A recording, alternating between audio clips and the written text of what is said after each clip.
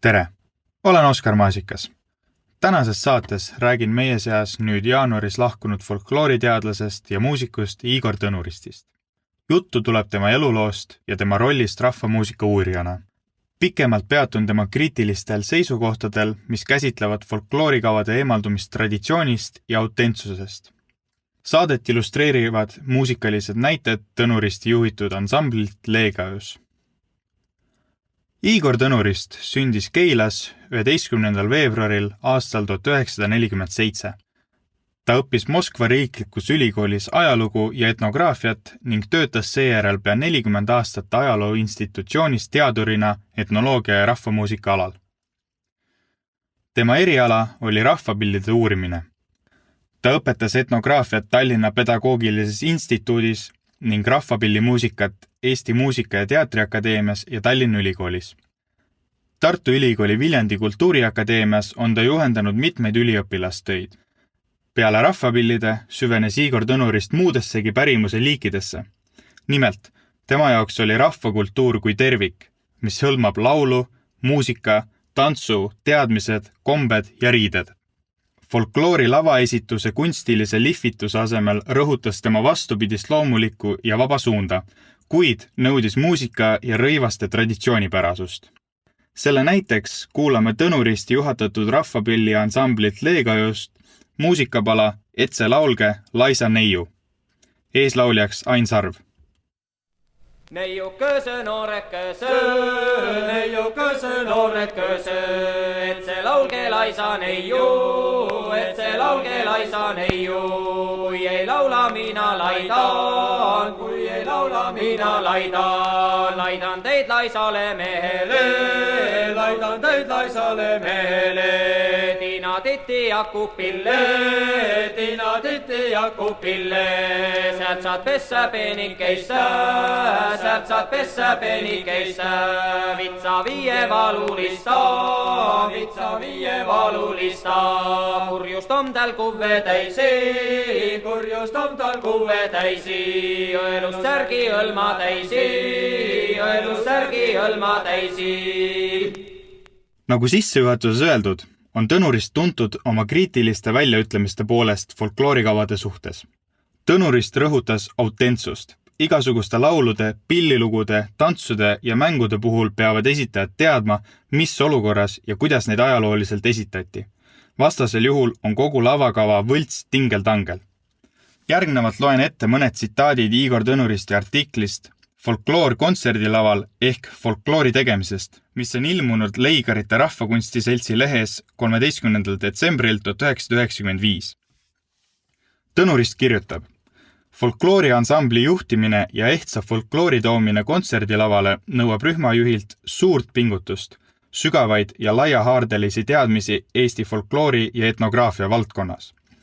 Peab tundma tausta, süsteemi, milles laulud, mängud või pillilood eksisteerisid. Peab teadma, kes, milleks ja miks just nii ühe või teise folklooriteose esitas. Me ei saa kunagi teada kõiki endisaegseid konkreetseid elujuhtumeid ja situatsioone, kuigi folkloorikogudest üht-teist ikkagi välja nopib, kuid teatud loomingulise vabaduse niisugused teadmised meile annavad. Me hakkame tasapisi tunnetama tolle aja elukeskkonda ja elustiili, mis meid folklooriteose esitamisel kõvasti aitab. Kuulakem taas ühte muusikapala Leegajuse esituses. Looks Must naine, eeslaulja, samuti Ain Sarv. Nägin, mis mina nägin, mis mina nägin merda künnetavat, nägin merda künnetavat, külvetavat, liinu peale tehtanesse, liina kasvas kui üks linti, kuparotsa kuldanuppu, ma panin neiud noppima ja valged pead valitsema,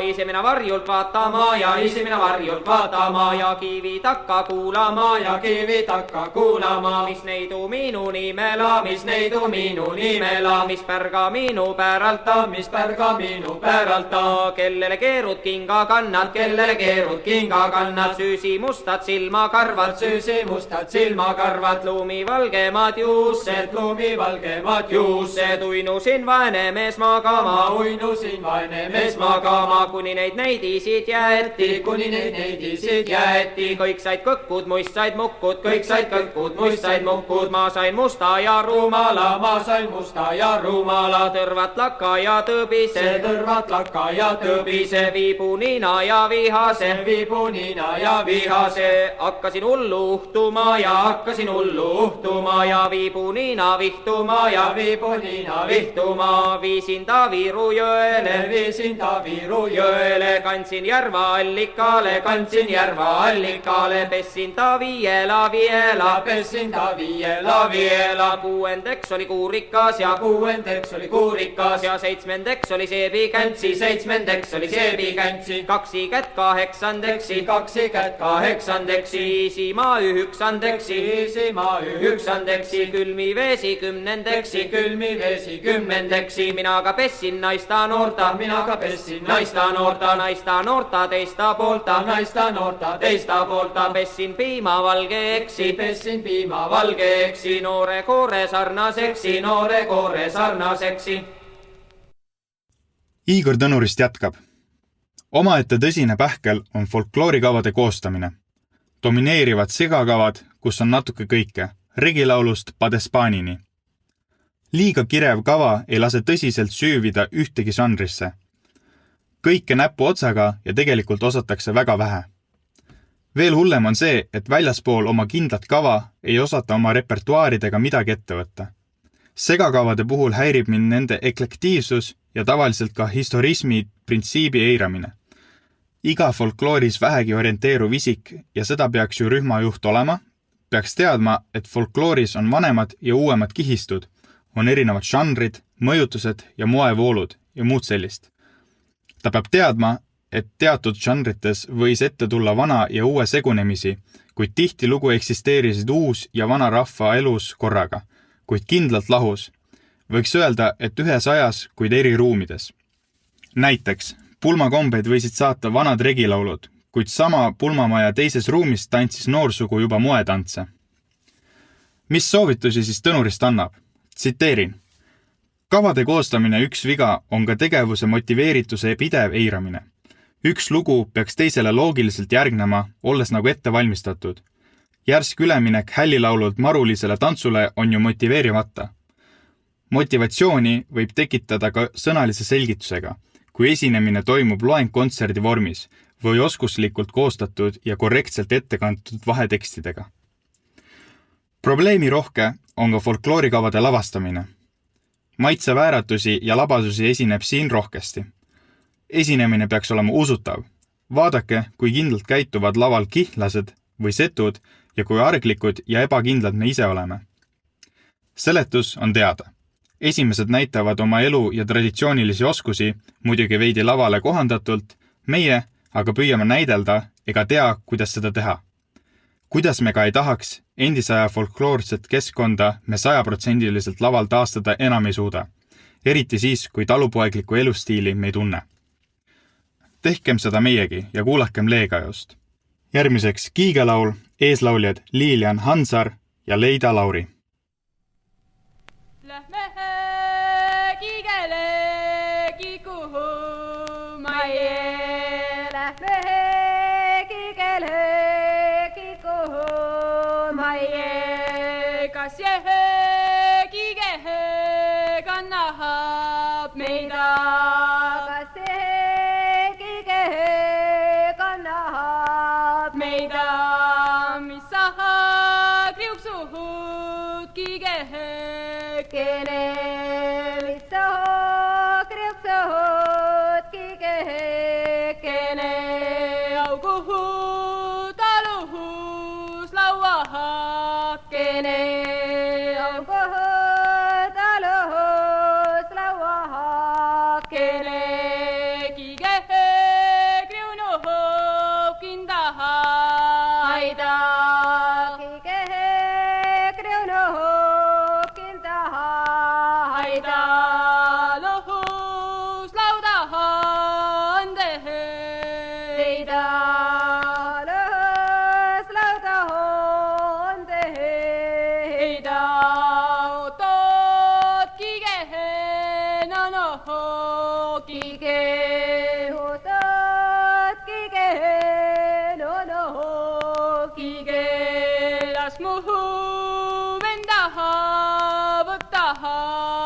naise lasmõven tahab, tahab naise, siis saabki kehegin tahaida, siis saabki kehegin tahaida, luhus laudahan teheida, luhus laudahan teheida, pealihis pupunasehed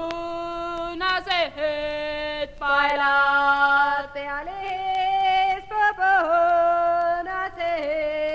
paelad.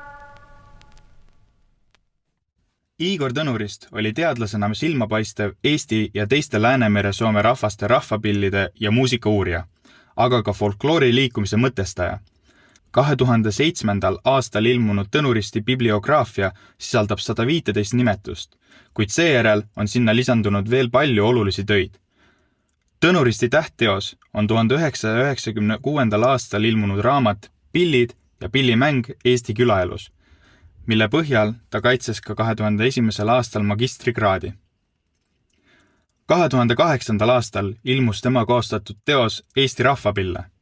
Ta tegutses ka tõlkijana ning pidas sidet teiste maade, eriti slaavi, balti ja soome-ugri uurijatega.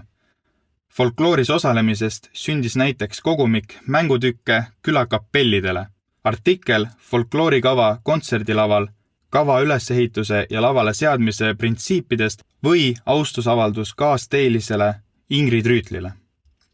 Igor Tõnurist tegi koostööd Eesti Rahvaluule arhiiviga rahvapärimuse kogujana nii Eesti kui ka Venemaa eestlaste ja setode, samuti sugulasrahvaste juures.